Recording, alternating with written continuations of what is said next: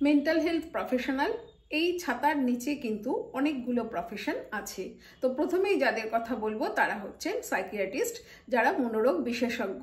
তারা কি করছেন, যে কোনো অসুস্থ মানুষকে তারা ট্রিটমেন্ট করছেন সম্পূর্ণরূপে মেডিকেল মডেলের উপরে বিশ্বাস করে এবং ওষুধ দিয়ে।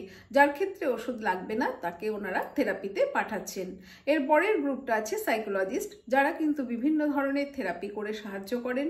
এছাড়াও তারা কিন্তু বিভিন্ন রকমের টেস্ট করতে পারেন, মানসিক অসুস্থতা রিলেটেড যেসব টেস্ট আছে বা ডেভেলপমেন্টাল ডিসঅর্ডারের ক্ষেত্রে যে টেস্ট আছে বা কোনো আইকিউ টেস্ট যে আছে, সমস্ত টেস্ট কিন্তু এই থেরাপিস্টরা করতে পারেন। এরপরে একটা প্রফেশন আছে যেখানে সাইকোলজিক্যাল কাউন্সিলর।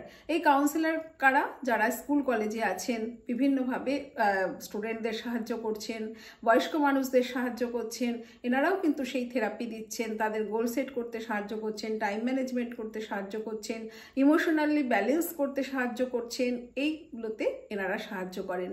এছাড়া স্পেশাল নিডস যার যেসব বাচ্চারা আছে, সেই বাচ্চাদের সাহায্য করতে পারেন একজন রিহ্যাব থেরাপিস্ট, যিনি এই বিষয়ে বিশেষজ্ঞ। যে বাচ্চার যে ধরনের অসুস্থতা আছে, সেটা মেন্টাল রিটার্ডেশন হতে পারে, অটিজম হতে পারে, ADHD হতে পারে, তারা কিন্তু সেই বাচ্চাকে গ্রোথ কিভাবে হয় সেটাতে সাহায্য করেন। এছাড়াও সোশ্যাল ওয়ার্কার আছেন, যারা সামাজিক কর্মী, সমাজে যে বিভিন্ন গ্রুপের মানুষের কাছে যে অ্যাওয়ারনেস প্রোগ্রাম করেন এবং তাদেরকে কিন্তু আরও বেশি করে এই অ্যাওয়ারনেসের মাধ্যমে তারাও কিন্তু সমৃদ্ধ হয়। এই মনের যত্ন নেওয়া, তার সাথে মন, শরীর, সমাজ কিভাবে একসাথে জুড়ে থাকে সেগুলো তাদের বুঝতে সাহায্য করেন।